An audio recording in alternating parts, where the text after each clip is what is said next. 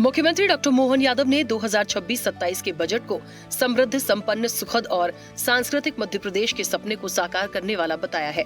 CM ने कहा कि प्रधानमंत्री नरेंद्र मोदी के ज्ञान के संकल्प में प्रदेश सरकार ने आई भी जोड़ा है। 4,38,317 करोड़ का बजट 2026-27 ज्ञानी अर्थात गरीब, युवा, अन्नदाता, नारी शक्ति, इंफ्रास्ट्रक्चर और इंडस्ट्री के मार्गदर्शी सिद्धांत पर है। माननीय प्रधानमंत्री ने जो 4 शब्द दिए हैं, गरीब, महिला, युवा, किसान, जिसको ज्ञान करके देते थे, इसमें इस वर्ष हमारे वित्त मंत्री द्वारा खास करके आई भी जुड़ा है। तो ज्ञान से ज्ञानी के मार्ग पर है। I for industry, I for infrastructure, जिसके लिए पर्याप्त रूप से हमारी सरकार ने प्रबंधन किए।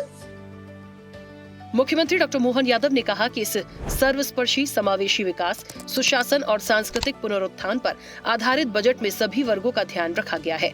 किसान कल्याण वर्ष में विभिन्न योजनाओं और प्रावधानों के तहत 1,15,013 करोड़ की ऐतिहासिक धनराशि का प्रबंधन किया गया है। ये वर्ष 2026 हमने किसान कल्याण वर्ष के नाते से घोषित किया है। इस नाते से उत्पादन और उत्पादकता के लिए 28,158 करोड़ रुपया, आदान व्यवस्था हेतु 64,995 करोड़ रुपया, उपज के बेहतर मूल्य दिलाने के लिए 8,091 करोड़ रुपया।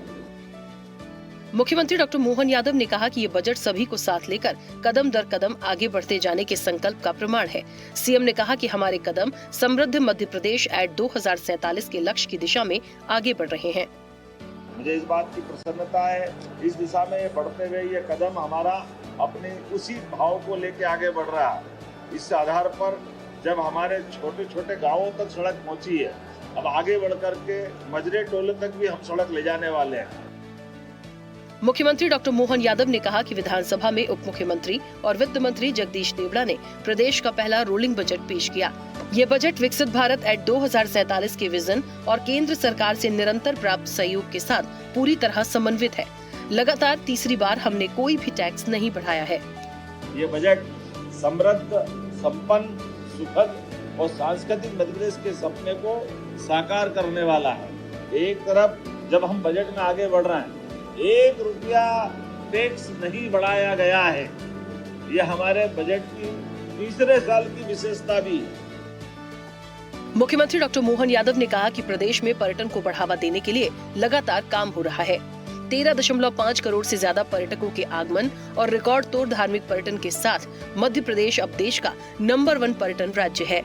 इसके अंदर सबसे ज्यादा पर्यटकों की संख्या लगभग 13.5 करोड़ से ज्यादा अगर आई है तो मध्य प्रदेश में आई है। मुझे इस बात की भी प्रसन्नता है, धार्मिक पर्यटन ने भी हमारे अभी तक के सारे रिकॉर्ड तोड़े हैं। मुख्यमंत्री डॉक्टर मोहन यादव ने कहा कि इस साल के बजट में अधोसंरचना विकास को नई गति देते हुए शहरी विकास की सृष्टि से नगरीय निकायों में विकास कार्यों हेतु नवीन द्वारिका योजना प्रारंभ की जा रही है। अधोसंरचना के लिए योजना का नाम दिया है द्वारका योजना। भगवान कृष्ण का वो काल जब द्वारकाधीश होकर उन्होंने दुनिया के अंदर अपनी द्वारका के माध्यम से धर्म की यात्रा दी और विकास का सुमार्ग दिखाया। हमारी स्थानीय निकाय की ये योजना द्वारका, जिसके माध्यम से अलग अलग प्रकार के हेड में लगभग 5,000 करोड़ की धनराशि रखने का हमने इसमें प्रावधान किया है। मुख्यमंत्री डॉक्टर मोहन यादव ने कहा कि नवीन प्रस्तावित यशोदा दुग्ध प्रदाय योजना के तहत कक्षा 8 तक के विद्यार्थियों को अतिरिक्त पोषण उपलब्ध कराने के उद्देश्य से ट्रेटा पैक दुग्ध उपलब्ध कराया जाएगा। यशोदा दुग्ध प्रदाय योजना अर्थात स्कूल के अंदर 5 वर्षों के माध्यम से हमारे बच्चों को आमतौर पर फूड के आधार पर, फूड के साथ साथ टेट्रा पैक में अर्थात पैकेज में दूध भी देंगे और दूध से उनकी अपनी पोषकता के साथ साथ ये नवाचार हमने प्रारंभ किया है।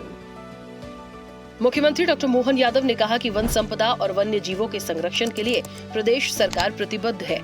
आज ही चीतों के नवजात शावकों का जन्म हुआ है, जिससे राज्य में चीतों की संख्या 35 से बढ़कर 38 हो गई है। वन्य प्राणियों के संरक्षण एवं संवर्धन के लिए बजट 2026-27 में विशेष प्रावधान किए गए हैं। हमारे यहाँ वन्य संपदा पर्याप्त रूप से हमारा चीता परिवार और बढ़ रहा है। आज नए चीतों को, नए शावकों का आपने सबने दर्शन किए होंगे, हम सब महसूस कर रहे हैं कि हमारे पास 35 से संख्या बढ़कर 38 हो रही है और 8 वयस्क चीते बोत्सवाना से इसी महीने आने वाले हैं। एक एक करके सभी प्रकार के वन्य प्राणी। मुख्यमंत्री डॉक्टर मोहन यादव ने ग्वालियर के कुलैत में कृषक कल्याण वर्ष के तहत हुए किसान सम्मेलन में शिरकत की। मुख्यमंत्री ने 88 करोड़ रुपए के विकास कार्यों का लोकार्पण और भूमि पूजन किया।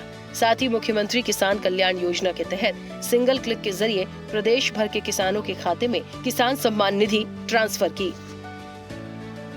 मुख्यमंत्री डॉक्टर मोहन यादव ने कुशाभाऊ ठाकरे सभागार भोपाल में सर्वोच्च परामर्शदायी समिति की एक दिन की कार्यशाला कर्मयोगी बने का शुभारंभ किया।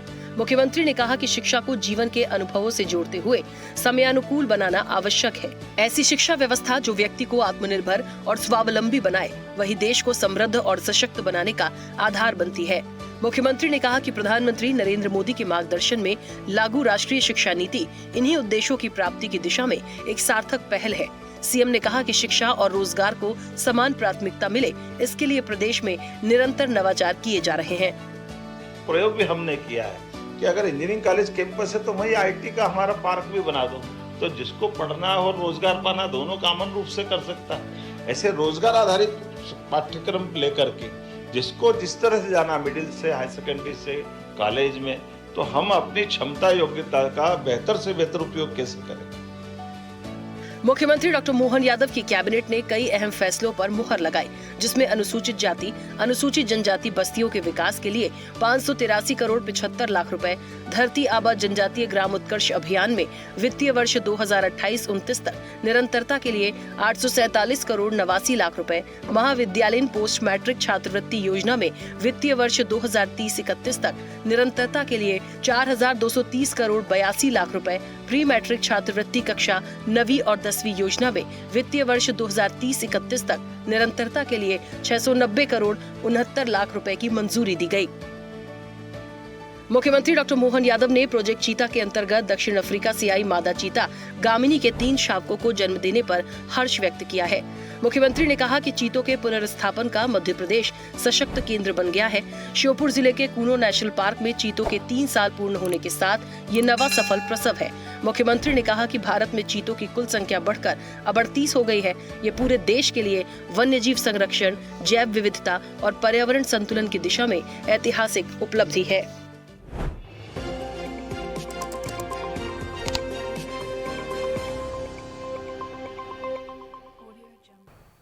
ऐसे ही वीडियोस के लिए लाइक करें, शेयर करें, फॉलो करें।